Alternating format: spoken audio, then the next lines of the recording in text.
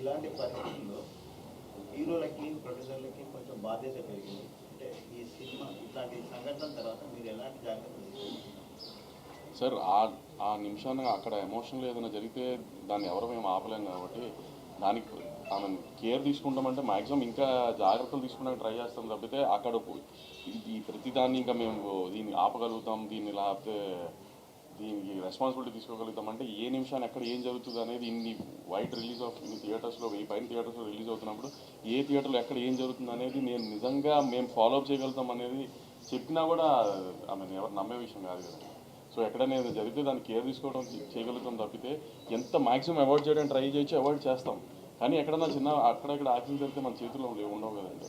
ఇప్పుడు గవర్నమెంట్ చాలా సీరియస్గా ఉంది. ఎందుకంటే ఇలాంటి సిచ్యువేషన్స్ తర్వాత అందరినీ రెస్పాన్సిబుల్ చేసే ప్రయత్నంలో ఉంది. దానికి మీరు ఎలా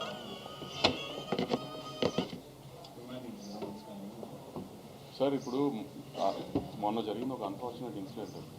సో అట్లాంటి ఇంకా జరగకుండా చూసుకుంటామే మా ప్రయత్నం కూడా అండి. దాన్ని ఇప్పుడు ఎవరు దాన్ని సపోర్ట్ చేయరు కదండి. అలాంటి జరగాలని అనుకోకుండా జరిగింది. ఇంకా అలాంటి జరగకుండా మేము చాలా జాగ్రత్త పడతాం. గవర్నమెంట్తో పాటు మేము కూడా చాలా జాగ్రత్త తీసుకుంటాం. ఇంకా థియేటర్కి వెళ్ళి సినిమాలు చూడడం, సెలబ్రిటీస్ అనేది ఇప్పుడు చాలా ఛాలెంజింగ్గా ఉంది. దాన్ని కొనసాగిస్తారా? దానికి ఏమైనా అడ్డుకట్ చేస్తారా? అది హీరోలు డిసైడ్ చేసుకుంటారు కదండి, మేము కాదు. ఇన్సిడెంట్ అయ్యాక అందరూ కలిసారు అన్న దాని మీద కూడా రేవంత్ రెడ్డి సీరియస్ అయ్యారు. ఆ టాపిక్ వద్దులేదు. ఐ మీన్ డాకు మహారాజు గురించే మాట్లాడుకుందాం ఇంకెంతసేపు.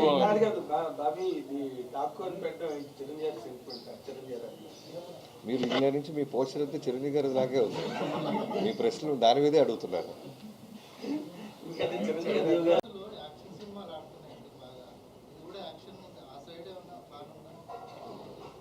తెలుగు రిలీజ్ తర్వాత ఫస్ట్ తెలుగు రిలీజ్ చేసిన దాని తర్వాత ప్లాన్ చేద్దాం అని 1 వీక్ తర్వాత. రాజుగారి 2 సినిమాలు ఉన్నాయి సంక్రాంతికి. థియేటర్స్ విషయంలో ఏమైనా ఇబ్బంది ఉంటుందా? అంటే రాజుగారికి 3 సినిమాలు నైజాం ఆయనే కదా. సో రాజుగారు ఎప్పుడైనా ఆయన సినిమాల కంటే నా సినిమాకి ప్రయారిటీ ఎక్కువ ఇస్తారు. సో నాకు ఆయనతో ఆ విషయంలో ఎప్పుడు ప్రాబ్లం లేదు. బెనిఫిట్ షోస్ పక్కన పెడితే టికెట్ రేట్ హైక్ వల్ల ఉండడం వల్ల లేకపోవడం వల్ల ప్రొడ్యూసర్కి ఎంత ఫరక్ పడుతుంది కలెక్షన్స్?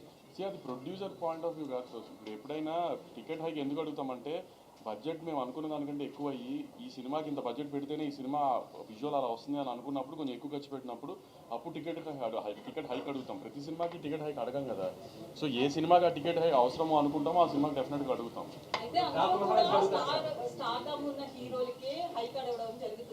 సో ముఖ్యంగా బడ్జెట్ లో హీరోలు ఎక్కువగా తీసుకోవడం వల్ల ఎఫెక్ట్ అవుతుంది అనుకోవచ్చు. అది తగ్గించే ఆలోచనలు ఏమన్నా ఉందా? అది మీరు హీరోలను అడగాలి మేడం. నన్ను అడిగితే నేను ఏం చెప్తాను చెప్పండి. నేను ప్రొడ్యూసర్గా హీరోలు అడిగింది ఇవ్వడం మా బాధ్యత అండి. ఎందుకంటే పోస్టర్ మీద ఉండేది ఆయన. ఇప్పుడు బాలకృష్ణ గారి సినిమా అంటున్నారు, తర్వాత బాబీ సినిమా, తర్వాత సితారా సినిమా అంటారు కదా. బాలకృష్ణ గారి సినిమా అన్నప్పుడు హీరో సినిమా కదా. ఫస్ట్ ఆయన హ్యాపీ చేసిన తర్వాతే కదా ఏదైనా హీరో తర్వాతే కదా ఏదన్నా హీరో మూలనే టికెట్ దిగేది.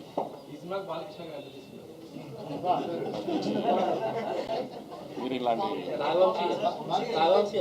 సోషల్ మీడియాలో కాంట్రవర్సీ నడుస్తుంది. యూఎస్ డిస్ట్రిబ్యూటర్ 3 సినిమాలకి ఇప్పుడు సేమ్. మీ 2 సినిమాలది ఓపెనింగ్ స్టార్ట్ అయిపోయినాయి already. Game changer and Daaku Maharaj అన్అఫిషియల్గా ఓపెన్ చేశారు. బాకు మహారాజ్ కొన్ని ఎక్స్ట్రీ స్క్రీన్స్ మేము ఇంకా అఫీషియల్గా ఓపెన్ చేయలేదు. ఏంటి డిస్ట్రిబ్యూటర్ మీద కొంతమంది ఏంటంటే మెగా ఫ్యాన్స్ పర్టికులర్గా గేమ్ చేంజర్ కంటే కూడా డాకు మహారాజ్ ప్రయారిటైజ్ చేస్తున్నారు, కొన్ని ఎక్స్ట్రీ స్క్రీన్స్ కానీ ఇంకోటి కానీ అని చెప్పి అంటున్నారు. అదేం లేదండి. ఎందుకంటే ఇప్పుడు డిస్ట్రిబ్యూటర్కి తను ఏ సినిమా ఎంత పెట్టుకున్నాడో తనకి తప్పితే ఎవరికి తెలియదు. సో దేన్ని ప్రయారిటైజ్ చేసుకుని దేనికి ఎలా చేసుకోవాలో తన ప్లానింగ్ తనకు ఉంటుంది కదా. ఫ్యాన్స్కి వాళ్ళకు ఉండే ఎక్సైట్మెంట్ వాళ్ళకు ఉంటుంది. కొంచెం ఇంకా ఇది ఓపెనింగ్ ఇది అదేంటి స్లోగా ప్రాసెస్ చేసుకుని అన్ని స్క్రీన్స్ ఓపెన్ అవుతాయి. గేమ్ చేంజర్ 10th హ్యూజ్ రిలీజ్తోనే ఓపెన్ అవుతుంది, హ్యూజ్ నెంబర్స్తోనే ఓపెన్ అవుతుంది. దాని తర్వాత మా సినిమా, దాని తర్వాత వెంకటేష్ గారి సినిమా అన్నీ అలానే ఓపెన్ అవుతాయి. ఏం ప్రాబ్లం ఉండదు, అన్ని ఈక్వల్ స్క్రీన్స్ వస్తాయి. అదే ఆర్డర్ ఫస్ట్ గేమ్ చేంజర్, తర్వాత మీ సినిమా, తర్వాత వెంకటేష్. నేను రిలీజ్ ఆర్డర్ చెప్పానండి. చిరంజీవి గారితో చేశారు, ఇప్పుడు బాలకృష్ణ గారితో చేశారు. ఏం లేదు, ఇద్దరు సీనియర్ యాక్టర్స్ అండి.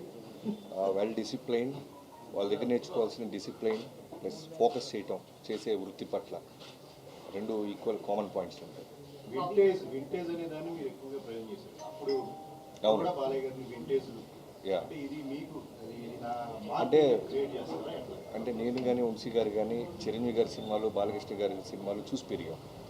సో మాకు ఎలా ఉంటుందంటే వాళ్ళతో వర్క్ చేసేటప్పుడు మేము ఏదైతే హై ఫీల్ అయ్యామో అవన్నీ మళ్ళీ రీకలెక్ట్ చేయాలని ఉంటుంది.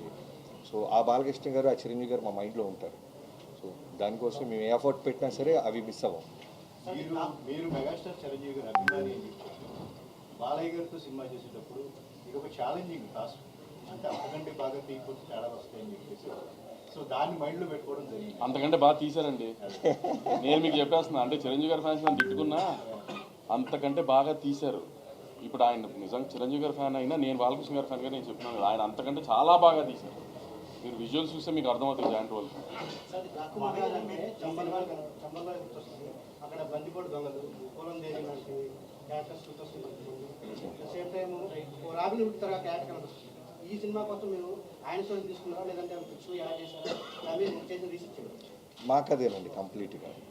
మేము రాసుకున్న క్యారెక్టర్, మేము రాసుకున్న వరల్డ్ అదంతా. సో ఒరిజినల్ డాక్టర్ మహారాజ్ సంప్రదాయం లేదు, బాలకృష్ణ గారు దాని తర్వాత దీన్ని ఫాలో అవ్వాలి. మిగతా డాకు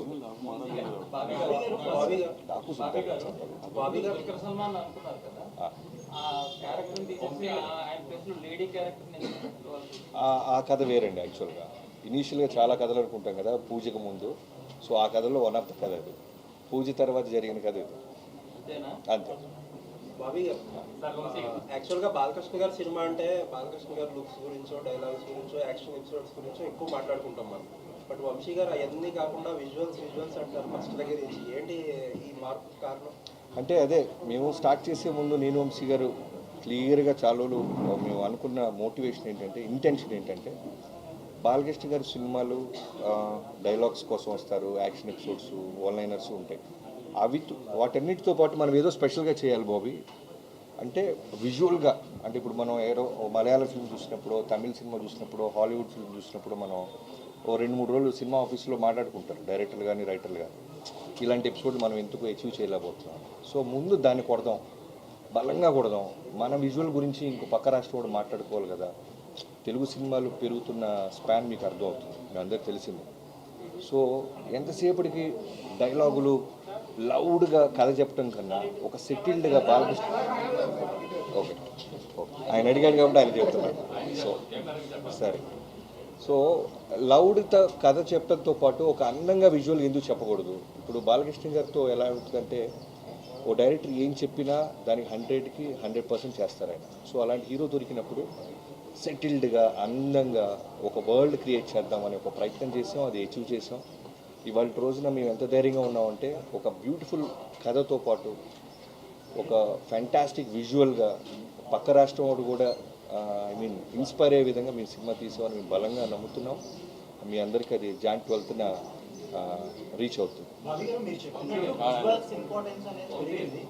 అసెంబ్లీలో సీఎం గారు బెనిఫిట్ షోలతో అడిగారు